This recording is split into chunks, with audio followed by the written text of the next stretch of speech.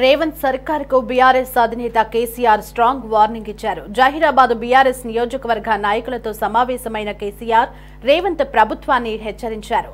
తాను కొడితే మామూలుగా ఉండదని అన్నారు. గట్టిగా కొట్టడం తనకున్న అలవాటని చెప్పారు. తాను గంభీరంగా మౌనంగా ఈ ప్రభుత్వాన్ని చూస్తున్నానని వ్యాఖ్యానించారు.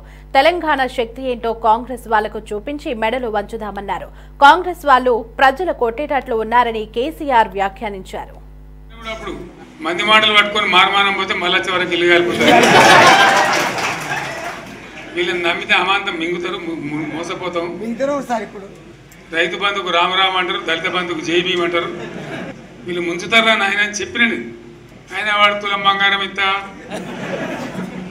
నీకు ఏంటి, నీకు బంగారం వడ్డానం పెడతాను కానీ ఆయన నమ్మి ఏమో మీ సంగతి ఎంతో చూద్దామని ఆయన వేసారు. వేసి ఇరుకపోయారు, బాయిలో పడ్డారు. అయిపోయి ఉన్నాయి అన్ని వీకే. ఇప్పుడు మళ్ళీ మొదటికి వచ్చానా కైలాస మాటలో పెద్ద పంపించినట్టు అయింది మళ్ళీ, అంతే కదా. ఆలోచన లేకుండా ఎటు పడితే అటు ఎవడో ఏదో చెప్తే నమ్మి ఓట్లేస్తే ఏమైంది అనేది ఒక మంచి గుణపాఠం ఇది తెలంగాణ. గ్యారంటీగా మంచిగా సంసారం జరుగుతుంది. తువ్వకొచ్చినాం, రైతులు ఇంత ముఖం తెలివి అవుతుండ్రి, ఇంత బాకీలు కట్టుకుంటుండ్రి. ఎంతోమంది పాపం సిటీలు వేసుకుందరు, ఏదో వేసుకుందరు. రైతు బంధు పైసలు పడితే ఎంత సంతోషం ఉంటుండే. సరే నేను గంభీరంగా మౌనంగా చూస్తున్నా. నేను కొడితే వట్టి కొట్టు నాకు అలవాట్లేదు కదా. చూద్దాము.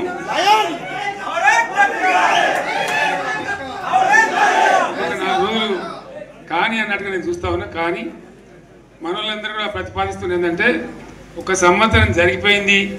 సంగమేశ్వర ఆన్నే పన్నది, బసవేశ్వర ఆన్నే పన్నది, పాలమూరు ఉత్పత్తుల పథకం ఆన్నే పన్నది, కాళేశ్వరం అట్లా ఎండబెడుతున్నారు. ఇవన్నీ అన్యాయాలని. కాబట్టి ఫిబ్రవరి నెలాఖరులో ఒక పెద్ద బహిరంగ సభ పెట్టాలి, మీరు కథ చూడాలి, జరుగుతూ ఉంది. కాబట్టి మీరు కూడా పెద్ద ఎత్తున దయచేసి ఆ సభకు కదిలి రావాలి. దూరమే ఉండదు. ఆ రకంగా తెలంగాణ శక్తి ఏందో మరొకసారి చూపించి వీళ్ళ మెడలు వంచి ఇప్పుడు సాధించాలి. భవిష్యత్తు కోసం కూడా కొట్టాడకు మనం సిద్ధంగా ఉండాలని తెలియజేసుకుంటూ, సగానికి సగం పడిపోయి మొత్తం నాశనం చేసింది. వీళ్ళు ఇట్లే వదిలిపెడితే ఇంకింత నాశనం అవుతుంది. కాబట్టి మనం కొట్లాడాల్సిందే. నేను ఇంకొక మాట మీకు చెప్తా. ఎలక్షన్లలో నేను మస్తుగా చూసిన 50 ఏళ్లలో పార్టీలు గెలితే ఓడతాయి. ఇంత మాయలు ఏడాది లోపలనే కాంగ్రెస్ పార్టీ దొరికితే కొడతాం రానంత గొప్పగా. ఒక్కటే ఏడాది. ఇంకా వాళ్ళ బొంద తెలివికి నిన్న వారి పార్టీడే మంది పెట్టాలి. అదేంతో పోలింగ్ పెట్టిన వాడు.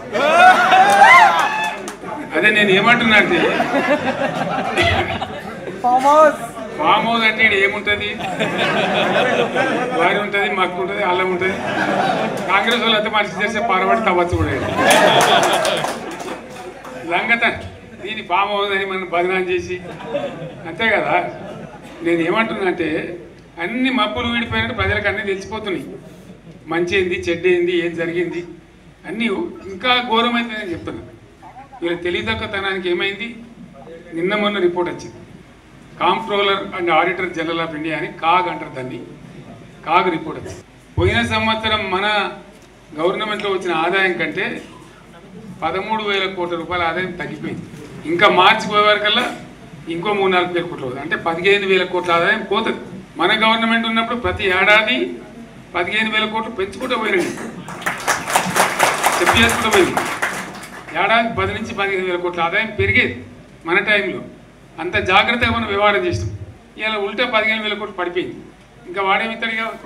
ఇంకో 4-5 నెలలు అయితే జీతాలే కష్టమైతే ఉంటుండ్రు. అందరు పెండింగ్ పెట్టి రిటైర్ అయిన దొరుకుతలు పైసలు మీరు చూస్తారు కదా పేపర్లలో. సో ఆ విధంగా రాష్ట్ర ఆర్థిక పరిస్థితిని కూడా దివాలా తీయించారు. వాళ్ళతోనేం కాదు. 100కు 100% ఇప్పటికే ప్రజల నిర్ణయానికి వచ్చిండ్రు. డెఫినెట్గా రాబోయే గవర్నమెంట్ మనదే అని అనుమానం కూడా అవసరం లేదు. తెలంగాణలో ఉన్న ప్రతి బిడ్డ మనోడే. వాళ్ళు ఏ మతం ఉన్నారు, ఏ కులం ఉన్నారు మనకు అవసరం లేదు. ఈ తెలంగాణ బార్డర్ గీత లోపలిన బిడ్డలు అందరు మనోళ్ళే. అందరు బాగుపడాల్సిందే. ప్రతి ఒక్కరికి న్యాయం జరగాల్సిందే. ఆ న్యాయం జరిగి ఆ ఫలితాలు తెలంగాణకు వచ్చేదాకా ఇంకెవ్వడు కొట్లాడాడు, ఎవరితో కాదు. అది అబద్ధాల పంచాంగం. మళ్ళీ మనమే కొట్లాడాలి. అంతేనా? పక్క మాటేనా ఇది? కొట్లాడదాం కదా. ప్రాణం పోయినా సరే తెలంగాణకు రక్షకులు మనమే. తెగించి కొట్లాడాల్సిందే. తెలంగాణ హక్కులను కొట్లాడాల్సిందే. మనమే కొట్లాడి తీరాల్సిందే. అన్న రెండవ మాట లేదు.